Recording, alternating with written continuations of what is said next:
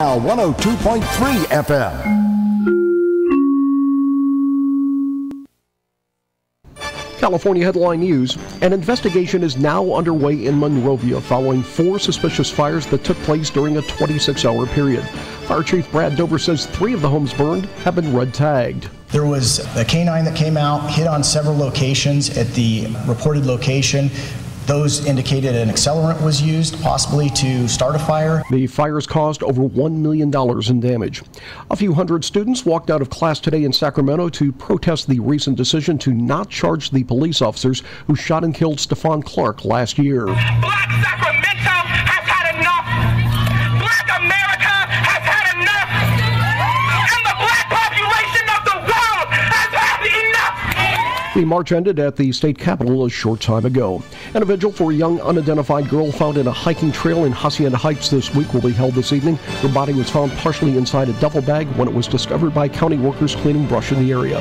Steve Clausen, California News.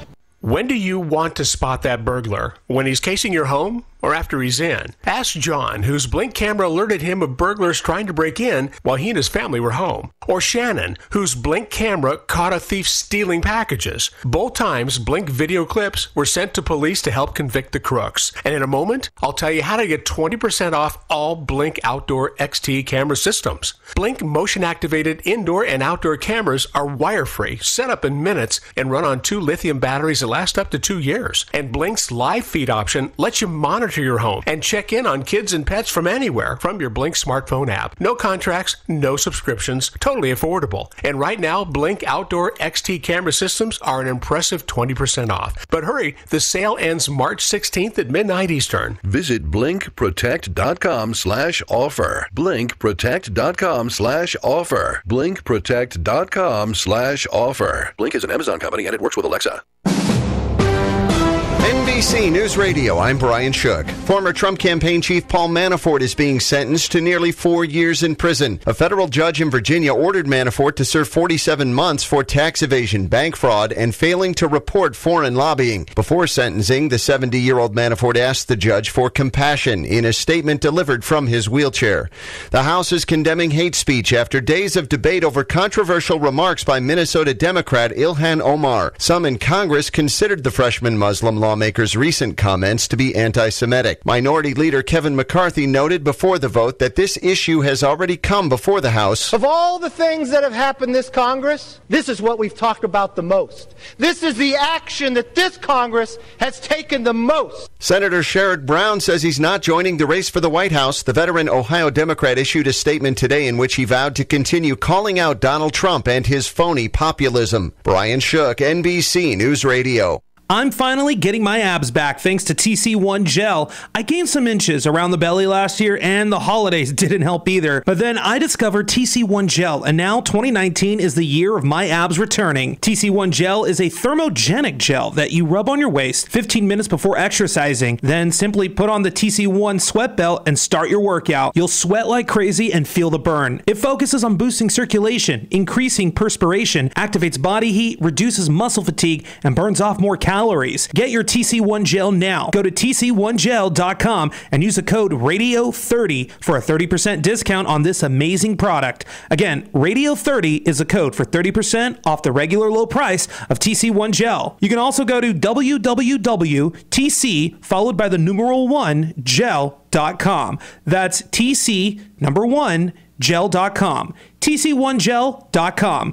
Get rid of a few inches and get your abs back with TC1 Gel. Also, follow them on Instagram, handle TC1Gel.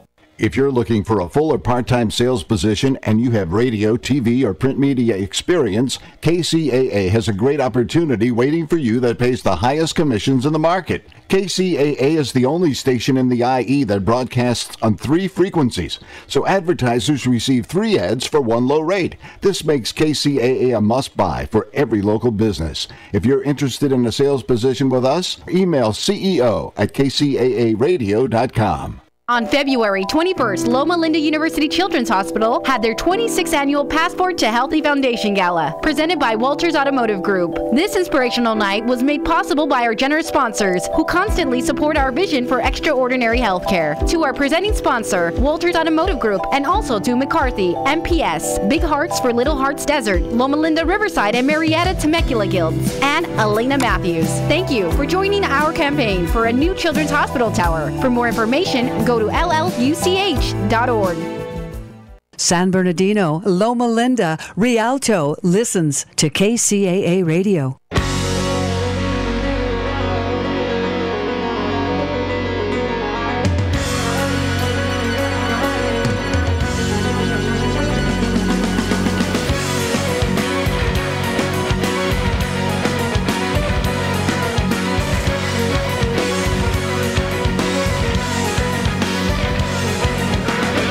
Live from the NBC News radio broadcasting studios of KCAA, 1050 AM, 102.3 FM and 106.5 FM, located in beautiful sunny California. Thanks for tuning into the Water Zone today.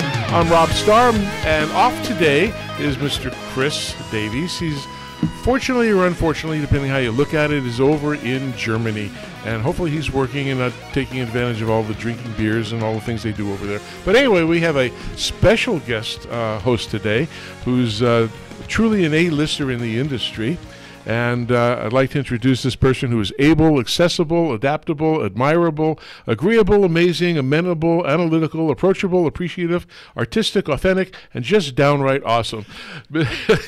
He's laughing. I got to do this. Mr. Orion Go. Hey, Rob, how are you? Good. And just for the audience, Orion is the senior product manager for the Toro company for the residential commercial products, and we do welcome him today. And it's great to have him here. He's a fun guy to work with.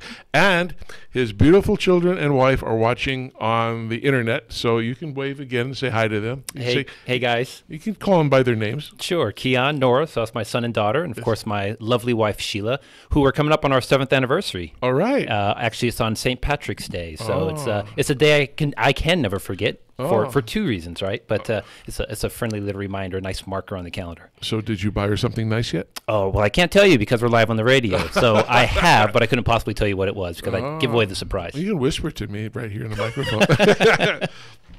You know, I've been married 34 years, and it's like I don't know what to buy my wife anymore because she has everything she needs. And when you go buy stuff for them, they like it and they say thank you, but I think I'm going to return it and get something else. It's just never works, at least for me, that way. Well, but I'm sure as a seasoned husband and a seasoned wife, it's not so much what the thing is; it's the intent behind the thing, right? That's what I say, but it doesn't always work that way. Fair enough. You know, it's like getting intimate, and my wife says to me, she says, "Hasn't our love grown beyond that stage?" And I go, no. But that's what happens. So anyway, we're glad to have you here tonight. Thanks. And we're going to bring somebody who we have all the time on our show, and she is a noted person throughout the water world in California and the best person to get news about water in California, the excuse me, the maven of Maven's Notebook, Miss Chris Austin. Welcome, Chris. Hey, how you doing, guys? We're doing Hey, fine. Chris. Hey, Rob, I got to remind you, this is a family show, okay? So, like, at least my segment is G-rated. I didn't say anything bad. I just said intimate. I didn't get into... Oh, my word. Is that a bad word? I don't know. I mean, the FCC has rules of things I can't say, and I don't say any of those things. So I try to keep it clean. You know, it's best I can. What can I say? Glad I have a day job, I suppose. Or maybe not after that. So who knows? Who knows? So how's things in the water business this week? Oh, boy, we are just having some fun, aren't we? Absolutely. Lot of rain. I'll tell you, I was reading earlier today, and I'm a Southern California native, as many of us are, and I honestly can't remember. I'm sure there has been, but I can't remember this, not so much this level of rain, but certainly in the aggregate, this many days of rain in a concentrated period. It just seems phenomenal right now. And actually, apparently, it's setting some records. But you know, I do remember back. I don't know. It probably was like 10 years ago when I was really into my garden. I did a winter garden, and I remember that I spent most of that winter siphoning out water from the garden, which means that I have to suck it up into a hose, get dirt in the back of my mouth. Oh, gosh. You know, to get the water, to get the standing water out of the garden. Right. And after that, I said, that's it. I'm not doing a winter garden anymore. Because, of course, you know, when I don't do it, then it's a nice, mild winter, and we could have grown all kinds of stuff. So I did not grow a winter garden. I am not responsible for this. Hey, but, Chris, they sell pumps. well, my garden isn't that big. Do it yourselfer. Okay. But anyways, yeah, it's been an enormously it's been a really healthily wet year, and the snowpack's looking great, and everybody is happy.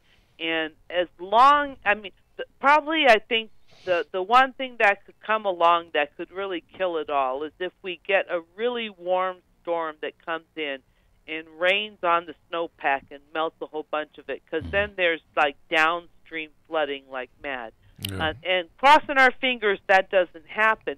The storm that we all had here yesterday really didn't reach that far up the valley. You know, we got dumped on rain like you wouldn't believe. But you know, I drove over the hill to Bakersfield because I was at the Kern County Water Summit today, and it was really raining when I left here, and by the time I got over to the other side of the hill, it was dry, and there really wasn't much over there. So hopefully, you know, we get to keep our big snowpack, fingers crossed, and it's going to be a good water year. It's starting to drizzle when Orion and I pulled up this afternoon here at the station. Yeah. And the skies are really dark. Right. Yeah, So- I saw that when I came back today. And yeah, there's more storms in the forecast, but they sort of seem to be more southernly located and not really up north. So that's actually good in terms of water supply. Yeah, yeah. I heard our president is putting pressure on the California water plant. Well, yeah, you know, they put up this this policy, it was in a memo probably, I think, a year or two ago that really set limits on how long the federal government can take to make decisions on things. And they're actually quite short. And, so, yeah, they're really pushing to get things done and without going through the usual channels. And there's a lot of concern, and we'll just have to see how this all plays out, because I'm not sure it's all legal. But well, it took them 17 years to do that little process down in towards San Diego when they were doing the water. You know what I'm talking about? Down in Oceanside. Oh, you mean the desalination plant? 17 years. Just to get that thing from we're talking about it till they got it built and operating. 17 years. That's a long time. Yeah, it definitely is.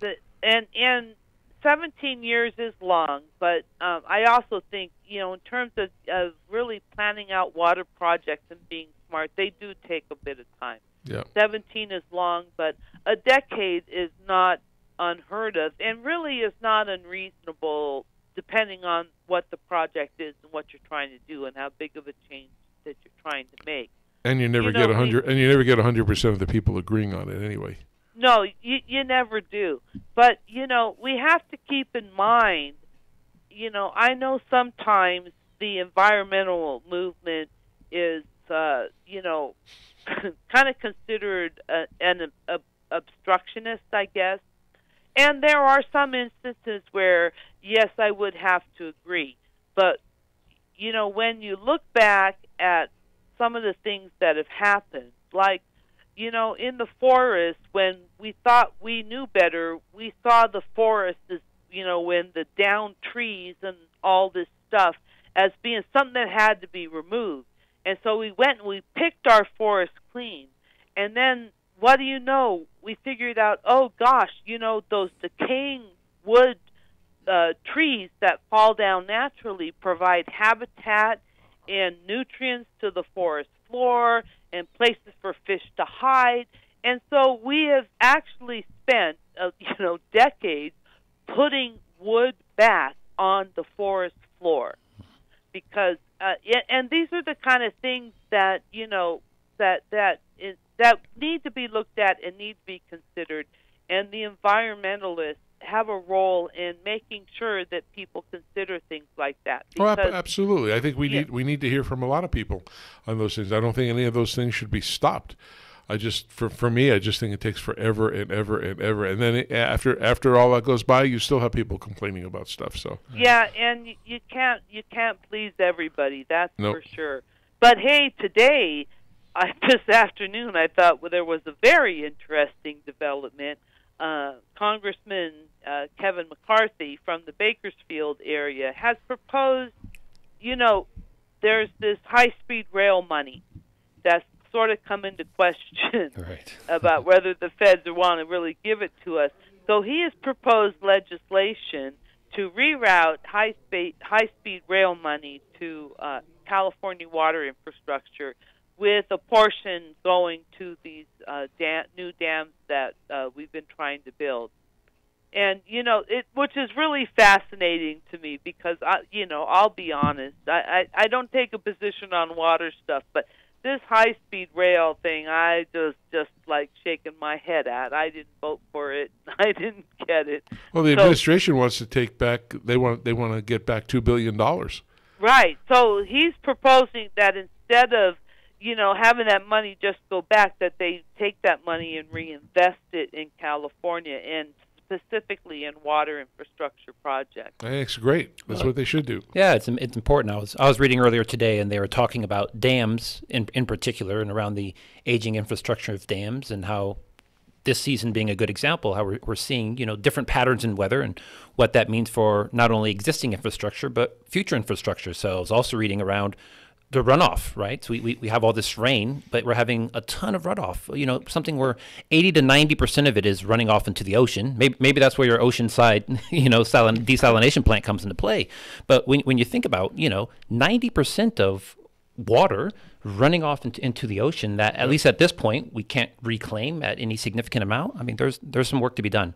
Yep. Yeah, there definitely is, and I think in a way they've been sort of hammering water managers on this issue, but the reason why, at least in Southern California, that this exists is because they had some very deadly floods in the 30s, and so the Army Corps was given who has the jurisdiction and the mandate to prevent deaths from flood, goes out and engineers the LA River and other rivers to be these cement channels that shunt everything off to the ocean, right, which then meant that houses could develop all along these flood channels. And it's, while I agree we need to do a better job with, capturing stormwater, this is the system that was built decades ago, and it's not easily corrected. You just can't sink water into any vacant lot that you see. The geology has to be right. In some places, the water doesn't sink into the aquifer; it stagnates and becomes algae. Sure. If you put it in the right place, it'll sink right down in, and that's what you want. But we did a lot of building here in Southern California when we didn't know better, and some of these areas that might be prime rate for prime places for recharge might be covered with development right now, houses and who knows. And so they've been trying to go and map these places and protect them where they can. And out in your area, I think, the water agencies have been really looking for this. The San Bernardino Valley Municipal Water District and the Santa Ana Water Protection, SAPA. Right. I can't remember that, but they're really actively working on this because they understand that the aquifer is important and they got to sink the water in. But you just can't sink it in just anywhere. And we're dealing with legacy building and legacy infrastructure that was built for a different purpose. Right. And now we need to repurpose this. And so, the one thing that I would hope through all these newspaper media articles about how terrible it is that all this water is going to the ocean is these people need now, I hope that it galvanizes the tax-paying public to agree to pay for infrastructure to fix this. And they did, in a sense, with Measure W in L.A. County. They have voted to tax themselves to do a better job of cleaning up their stormwater and sinking it into groundwater. That's where they're headed. But people do need to understand that, yes, we need to do this, but we're going to have to make some changes on the landscape, and those changes are going to cost money, and taxpayers need to be willing to put up that money. Well, you also got the aging infrastructure of pipes for 100 years old that need to be replaced. The technology of the material that they used 100 years ago is not even close to what they could do today. But now you're talking about digging up the ground and the roads and all this other stuff, and that's going to cost a lot of money. That's why it costs money, and it means that people are inconvenienced because roads are torn up for months, a year at a time while they replace sections, and it costs money. But people need to understand that this infrastructure doesn't last forever. No. Well, I think, and it takes investment and it takes work to maintain it. Well, I think what you said with Representative McCarthy, I think that's a great idea. I'm not a favorite guy of the train, and I try not to be political on this show, but I think water is more important than anything in this state for lots of reasons. Since we're a major agricultural state and we have tons of people that live here, we certainly need to have availability of water. I'd rather see the money spent on those things than to pay for a train that probably no one's going to ride, and it's not even high speed that they're dealing with, even though they said it was. And we got to fix the infrastructure because we can't live without water. Water is life. Water is our life for everything. And this first leg that they're building is just from nowhere to nowhere. I can't. There's no way that they're going to get any ridership out of that. That's going to make a difference to building the rest of it. And if it isn't going from a major population center to another major population center, then what is the point? I think, when I first moved to California years and years ago, the big talk was having a train that would go from Los Angeles to Las Vegas. Mm-hmm. I still think I think the money would have been better spent to do something like that than what they're trying to do from San Francisco and try to go through all these convoluted cities and things like that. And again, they're 3 times the budget of what they thought it was going to be. So you know what? They made a mistake. So cut the losses and move on to doing something we need to preserve life, which is water. Anyway, enough of that. Yeah, it'll be interesting to see where it all goes. Yeah. Hey, I heard the Bureau of Reclamation is launching a prize competition where they're seeking ideas to keep fish safe from water diversions and intakes. Yeah, the Bureau of Reclamation has been doing this for a while. They actually offer up prize competitions to get ideas from people on how to solve problems that they have.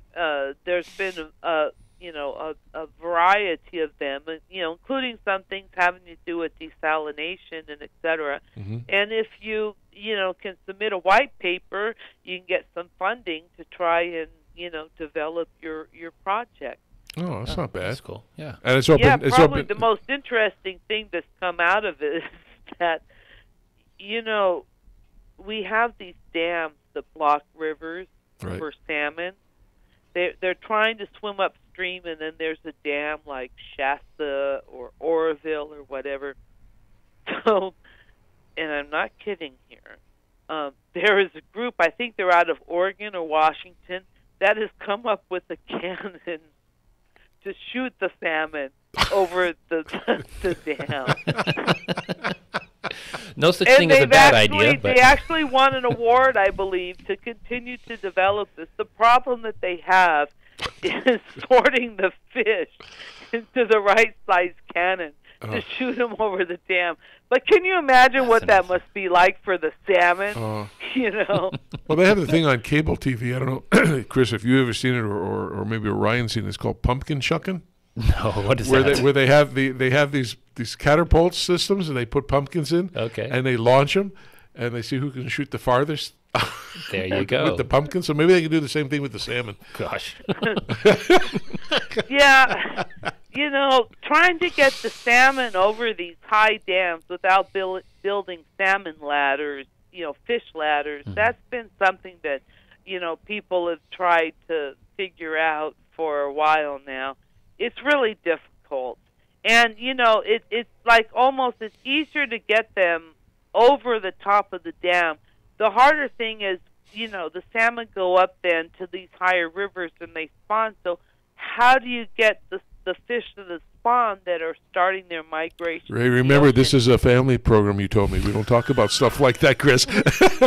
I did not say the fish were I didn't either. So I used the word spawn. Just reminding you, and I didn't say anything except being intimate. That was it. So we're equal now. Well done. But, you know, you have all these baby fish flowing down, and now you've got to get them, you've got to collect them before they go into the main reservoir and become uncatchable, and get them over the other side. And that's the real big trick. I don't see how they're going to get this to work. And then the bears are going to be unhappy because they can't go in the stream and grab the salmon.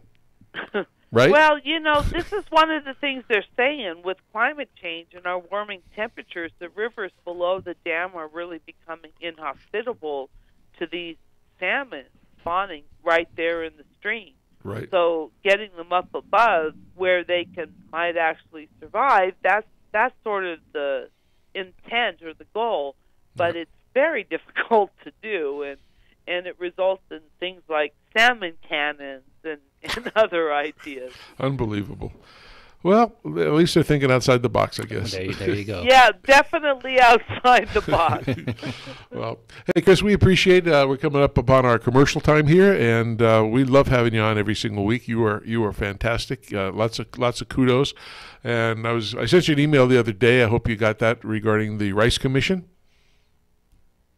Did you get that? Gosh, I better go take a look. Oh, okay. I know you know some people on it. We want to talk about that. I think that would be a great topic. But yeah. Anyway, check that and send it to me again. I will do that. I don't remember getting it. Well, thanks for joining us today on the Water Zone, as you always do. We do appreciate getting the best of water news from you. And see, I think McCarthy is also checking your list out. So to our listeners, anybody who wants to go to mavensnotebook.com, please do so for the latest in California water. And if you want to become a sponsor to that or donate something to her, we appreciate that. We use her. She is our go-to expert. So, Chris, thanks a lot. We'll talk to you next week. Nice talking to you, Chris. Take care, guys. All right. So stay tuned. We're going to be back in just a few minutes. We're just going to go to our commercial break, and we'll be back with our special guest.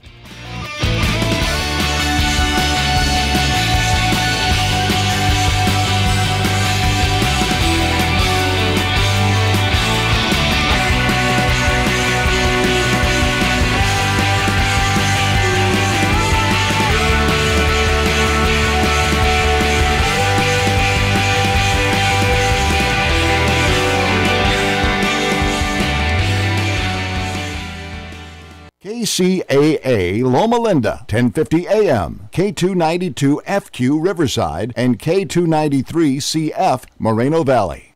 If you knew there was a pipe cement that works better than the one you're currently using, is better for you and the environment, and costs the same or less, would you buy it? Oh, no-brainer, right? Weldon, the trusted leader in solvent cements for over 60 years, is pleased to introduce a new line of solvent cements that does all that. Introducing the Eco Series line of solvent cements for PVC piping systems. Not only does it work great and set fast, it also has 30% lower solvent emissions and less smelly fumes, a better workplace environment when you're installing pipes. But don't just take our word for it. Eco Series products are the only solvent cements that are Green Seal certified for environmental innovation for effective performance, improved working conditions, and for use with potable water. Now available in a medium-bodied fast-setting blue formula, 905 Eco, and a regular-bodied fast-setting clear formula, 900 Eco. Pick up a can today from your local distributor and see, smell, and feel the difference, just like Joe Sweat, president of Sunrise Irrigation, did. He said, after using Weldon's 905 Eco, we immediately noticed the application was smooth and there was noticeably less odor than other blue solvent cements on the market. The guys love it. To learn more about Eco solvent cements from Weldon, visit the website at www.weldon.com or call the technical service hotline at 877-477-8327. That's 877-477-8327. Time to take a water break and talk some water. Irrigation. Such a refreshing topic. As more and more markets face water restrictions, your customers may be hungry, or should I say thirsty, for water-saving products.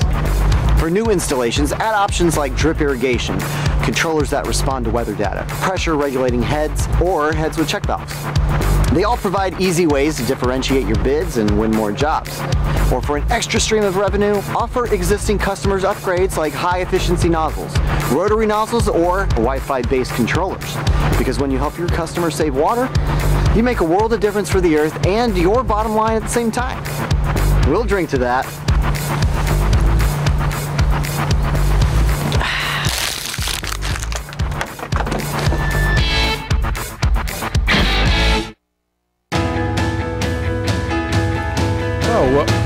Welcome back to the second half of the Water Zone Show. I'm here with Rob Starr, along with our special guest, Mr. Orion Go. And as I said, he's the A-list, right? You know, I said all those A things. I recognize that they were all A things. They're all very flattering. I'm just trying to kind of wave the flag now and hold all that up. I'll send you an invoice in the morning for that. But no, I did mean all of that, truthfully. You know that. So we appreciate you sitting in for Chris. And as, again, you have a standing invitation that even when Chris is here, you can come in and join us. You could call in on the phone. We may not take your call, but you can try to call in and say, no, we'll take your call. Well, I appreciate that. It's a fantastic show. I mean, as not only as somebody that works in the industry, but certainly as a California native, I think the show is important. And it's important to get the latest information and news and just kind of understand how important water is in all of our lives. So thanks for doing what you're doing. You're welcome. And, you know, the show's expanded all over the country and also goes overseas. So we're very happy about that. But we have a special guest named Joyce Warren, and she is the Water Resources Manager for the city of Frisco, Texas. And they're a pretty good outfit, and she's a fabulous woman. So, Joyce, welcome to the Water Zone. Thank you, Rob. Glad to have you on. How's the weather out there?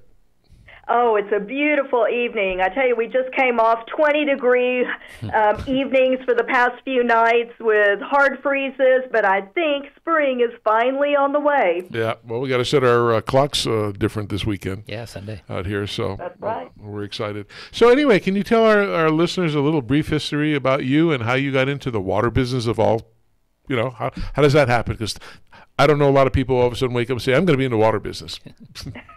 Absolutely. Well, with any career, I've been in public relations and marketing for about 20 years now and employed with the city of Frisco for about 12 years. Now, although I didn't start my career in Frisco in water conservation, about 7 years ago, the city hired for a water resources manager. And knowing my passion for water conservation and the protection of our watershed, of course I applied for the position. And I tell you, it has been the perfect fit. It couples my passion for water with many years of experience that I've had in public relations. And that's an important factor because communicating to the public is not the easiest thing, and trying to convince them to do things is not a simple task as well. City of Frisco, I know I've been there, but for our listeners, can you tell us about their size, residents, commercial, what do you have for customers, and how you handle all your water? Absolutely. Well, we're located about 25 miles north of Dallas. And back in 2017, the U.S. Census population named Frisco the fastest growing city in the United States. And then last year, Money Magazine deemed us one of the greatest places to live in the U.S. Our hometown has grown from about population 33,000 in the year 2000.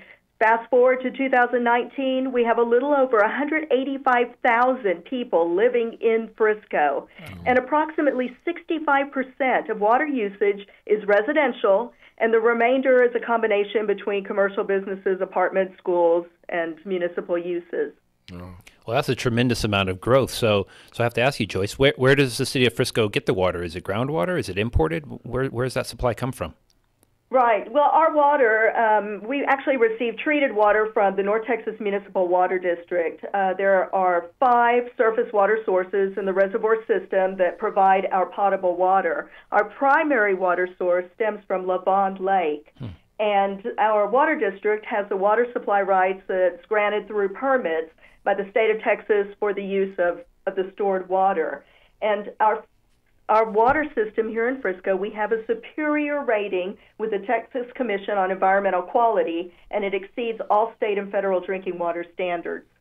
Okay. So how do you help kind of manage the demand side, I guess, of that water? I was on your website a little bit earlier today, and I noted that you do have some water ordinances in place. And if I read it correctly, I think those are kind of enforced and held up year-round. Is that accurate? Absolutely. So the ordinance that we have is a water management plan, and we tied best management practices for the long-term protection of our water supply into our ordinance. With 70% of water waste in Frisco, we've researched and found that is due to inefficient irrigation practices. So in our respect, year-round enforcement is a key element in our ordinance, and it really helps us to reduce the waste of water here in Frisco. Well, the one thing, if I can just jump in here, the one thing that I think you have versus California, which I like, is licensed irrigators, and I think that's an important factor here. Well, it's one of those things where, well, I'll speak from my perspective. I love my lawn, right? I love my yard, and I would guess, you mentioned that your population is 190,000, I think you said, something in that neighborhood. So that's a lot of yards, I'd imagine, and that's a lot of water. How do you feel that your customers have responded? Have you found that it's been kind of maybe a better question. How long have these ordinances been in place? And how did you feel they've kind of gone over with your customers? Was it a bit of a rough start? Did you feel that people, adopted them easily? Kind of how has that journey been? Right. Well, the state of Texas requires that we file every 5 years an updated water management plan. And in that water management plan, there's 2 parts. It's your water efficiency portion for when you're not in drought, and then there's also the drought portion. And the best management practices that we included, we actually added those back in 2015 when we were coming out of many years of drought. And our residents have really responded. We have a team of 6 licensed irrigation experts and a combination of irrigation inspectors. And we also have several part-time positions for water patrol and then water education positions in our water resources team. And in regards to just helping to reduce that waste of water, I will tell you that in the year 2000, when Frisco had roughly 33,000 population, our GPCD, which is the gallons used per capita daily per person, was up to 299. Fast forward to 2018, and our population, is rapidly approaching, over 185,000. Our GPCD was 164. Wow. So with the enforcement, as well as with our robust conservation programs, we've been able to really make a difference, with education being the key to helping our residents get on board with understanding what water conservation is and the importance of it. Well, you highlighted education as a key, and for listeners that may not know this, the EPA recognized that. So last year in 2018, the city of Frisco and Joyce and her team were recognized with an EPA WaterSense Award for excellence in outreach and communication. So congratulations to you and your team. Thank you. Are there any best practices that you can maybe share with our listeners around that excellence in outreach and communications that you feel are, kind of staples of what you've done in the program and communicating the program?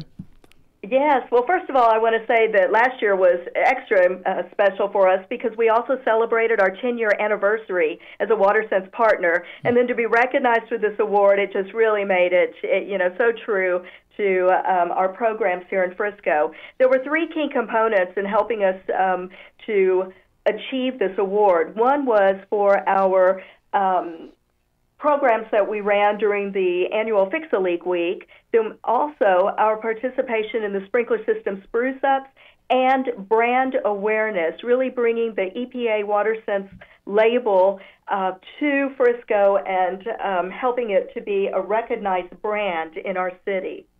So some of the festivities for Fix-A-Leak Week, although there were many, I'll just highlight a few, but we started the week out with a proclamation proclaiming Fix-A-Leak Week in Frisco, and then we moved our focus to leak detection indoors, where we handed out over 1,600 toilet leak detection tablets to help find those leaks and educate residents to fix those. We pushed those out in all of our public buildings in Frisco. We also had the opportunity to put information on all of the video screens in our various city departments, and we reached about 2,000 people daily that come in and out of those buildings throughout the week.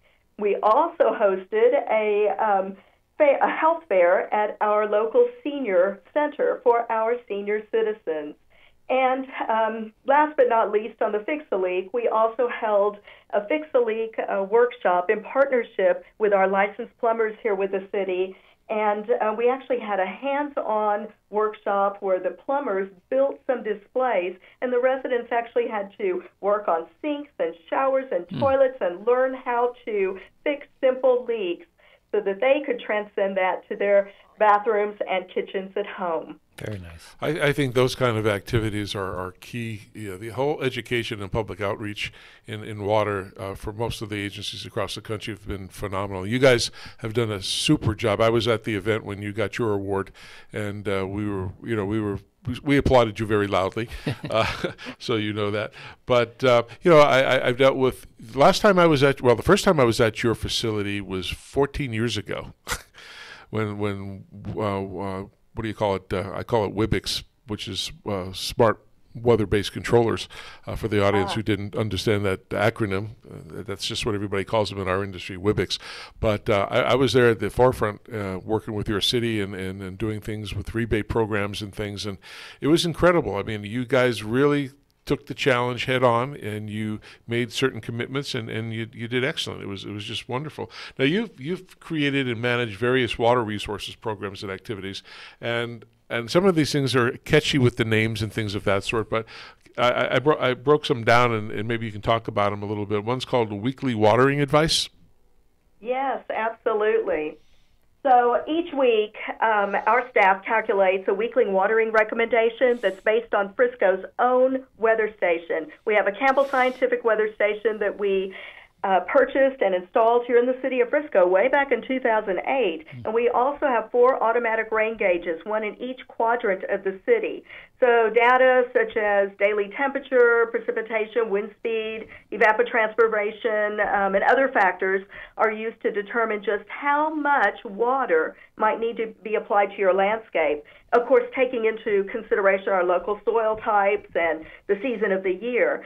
So we have water customers that voluntarily subscribe to receive the weekly watering recommendations, and we push this out in various forms. One that's very successful is our WaterWise e-newsletter. We currently have over 28,000 voluntary subscribers to this newsletter, and it's really a neat newsletter because not only does it have this watering recommendation, but it also has tips on how to save water, use water efficiently, and also has information about upcoming workshops and programs. And a few months ago, we actually introduced the ability to receive the watering recommendations through text messages. And I will tell you, in just a couple months, we already have 400 water customers that are utilizing this service. Wow. That's amazing. You also do free sprinkler system checkups, and I guess you use your staff to go do that, correct? Yes, we do. As I mentioned, we have 6 licensed irrigation experts that are on staff, and with our growing population, we realized that it was necessary to establish a water conservation program that dealt directly with these irrigation systems. 70% of water waste in Frisco is due to inefficient irrigation practices, and we created this free sprinkler system checkup program to address just that. So during a checkup, a licensed irrigator will walk the system with a homeowner, and they'll check the system for inefficiencies. They look for misaligned or broken sprinkler heads, bad head-to-head coverage. They want to make sure everything is the arcs are functioning properly, and they also look for leaks in the system. They make scheduling adjustments to the controller that's based on Frisco's watering schedule, and they also set that controller to run to the cycle and soak method. 2018 was an unprecedented year for us. Our 6 licensed irrigators performed 5,557 checkups for residents here in the city. Wow. And I will tell you that an average savings for a homeowner is about 65% of their outdoor water usage when they have one of these checkups. Wow. So that's tremendous, and I think your team and your department and the city of Frisco should be commended for making that investment, right? To have 6 licensed irrigators on staff full time to do these types of checks is quite the accomplishment. Having said that, 5,557 checkups is a big number, but is there? You have 185,000 citizens living in the city. So do you find that neighbors talk to one another? Is there word of mouth, almost like this train the trainer, or do you just kind of capture those that you can and fix what you can? How do you see that? How do you scale that? I guess kind of at the user level.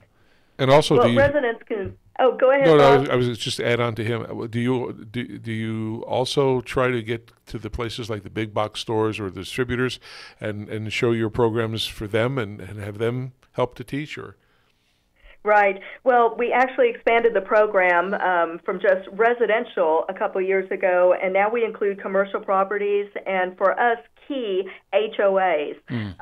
Frisco is one of the communities that most of the neighborhoods here have homeowners associations, and so they have a lot of large-scale common areas in there that recently we've been able to, come out. Not only does it help us to kind of lay the groundwork for some water savings there on those large commercial areas, but it also helps us to establish relationships with those business owners. And I tell you, it's all about the relationships. It's the relationships and the education that we have with our residents as well as with our business owners here in Frisco. Well, you have a lot of rebate programs going on in Frisco. Can you tell our audience, and I guess we have other people listening from other water managers all over the country listening, so it's great to hear your successes, and maybe some of them can pick up on and get some tips of what you guys have done. So on rebates, what are you doing on that? Right. One program that I want to mention on the rebates is our Smart Controller program. So in 2007, the city ordinance was updated to require the installation of smart irrigation technology, the controllers, in all of the new homes. And I tell you, by making this change, it really has saved money in the long run because using controllers that have this weather-based technology really help those residents to water only when needed. Right.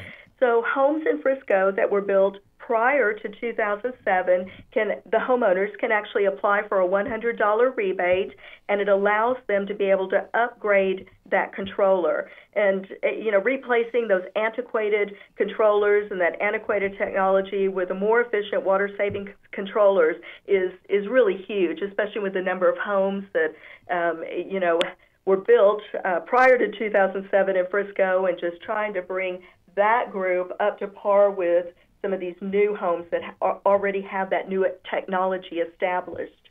We here in California passed a law that said that in 2012 everything had to be mandated that any controller sold in California and installed has to be weather-based, but nobody's enforcing it, right, unfortunately.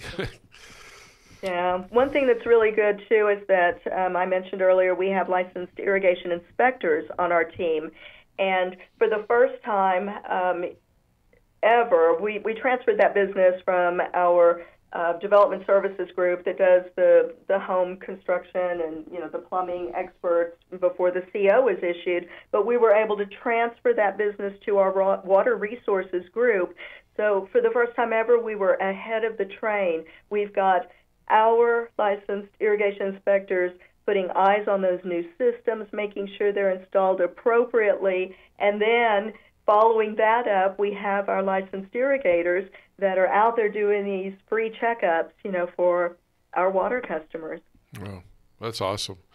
That's totally awesome. You came up with some other programs, and I like. I'll just kind of mention them, and you can talk about them. One's called the Captain's Roundup, and they call them Weed 'em and Reap. I like that. And then you had one, Let's Catch Up on Tomatoes. That's very creative. Can you tell us about those?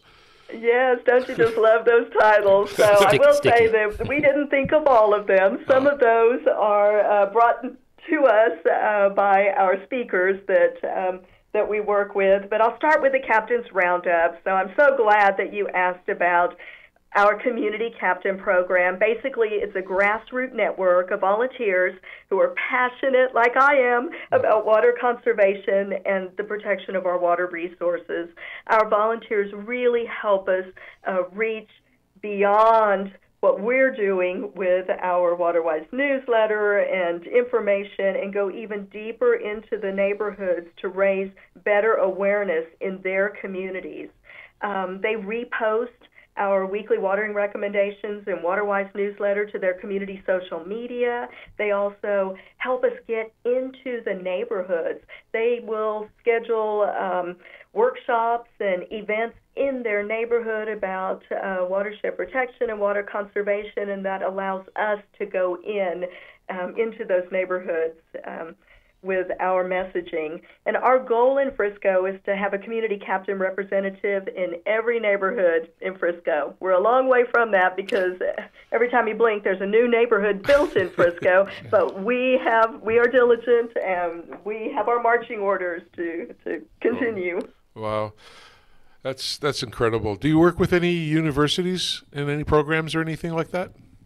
Right. We are currently I guess in the beginning stages of working with some local universities, just trying to have them help us with some of our surveys and demographic studies and maybe take a look at our programs and see how we can better reach some of the demographics that are coming into our area that, we maybe have not necessarily had to message to before. We've got people from all over the world, I'm sure like other parts of the country, that are coming in, and we know what has worked so far in Frisco with our messaging, but we just want to make sure that we're on top of the latest and the greatest way to get that messaging and, to educate those residents in the best way that they recognize in order to,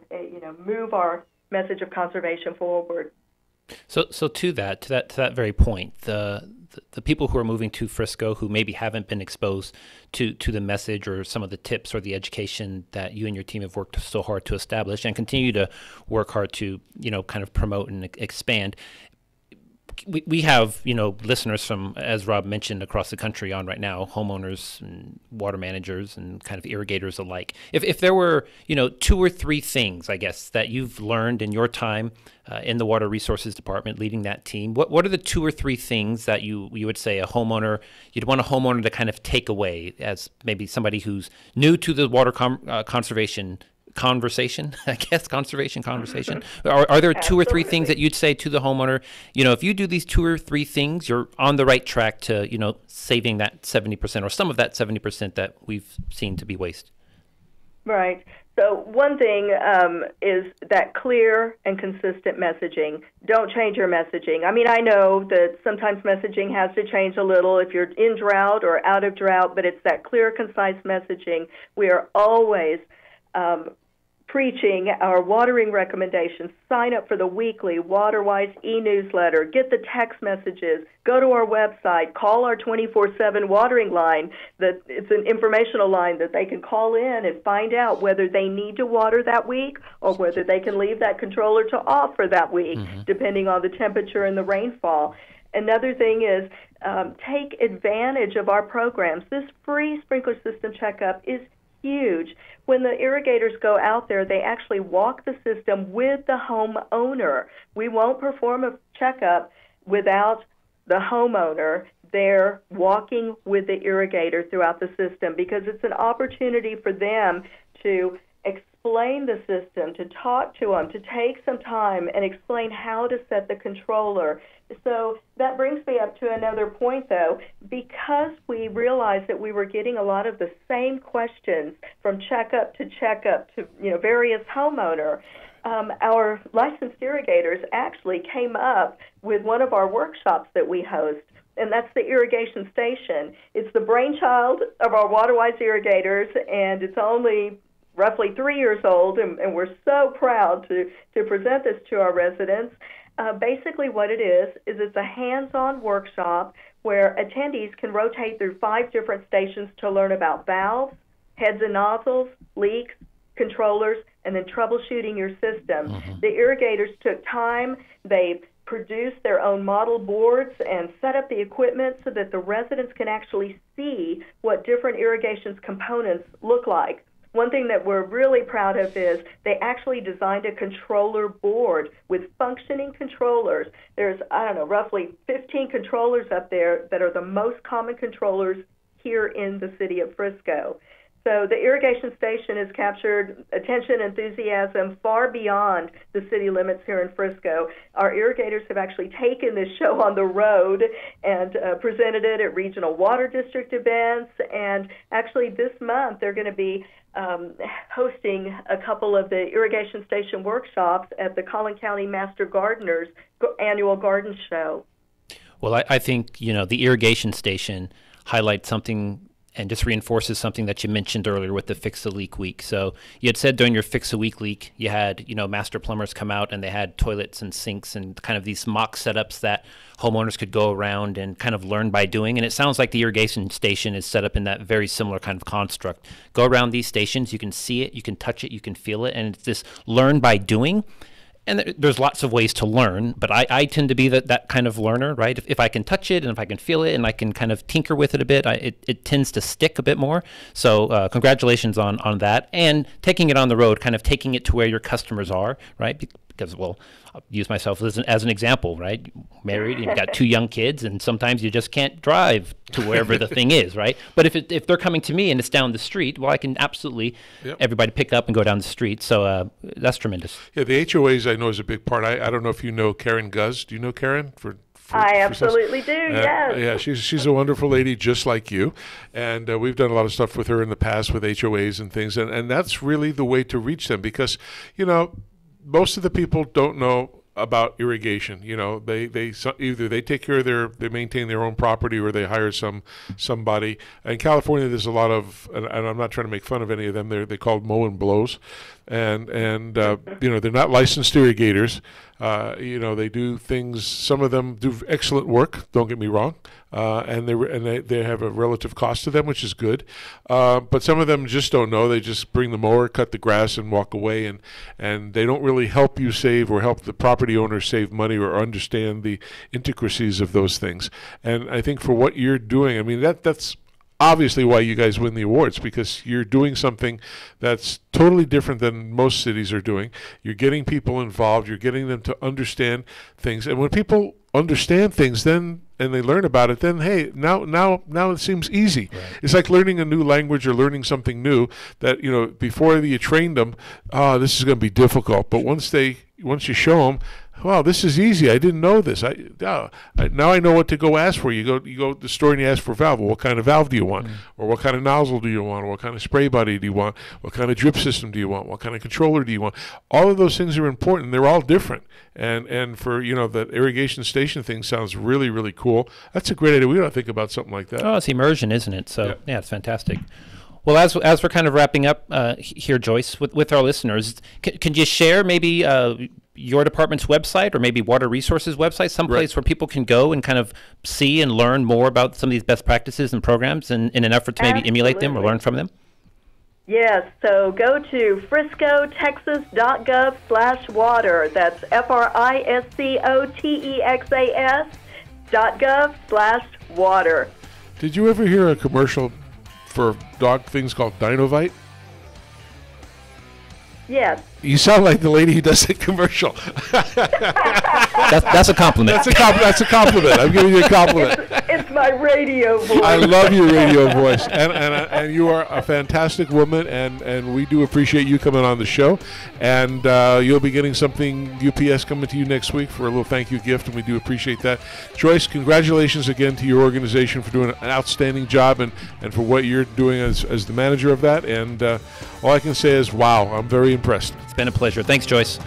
Thank you for the opportunity. You're welcome. To all our listeners, we'll be back next week. And then remember, the most important thing you got to do is think blue. Good night, everybody. KCAA Loma Linda, 1050 AM, 106.5 FM, and now 102.3 FM.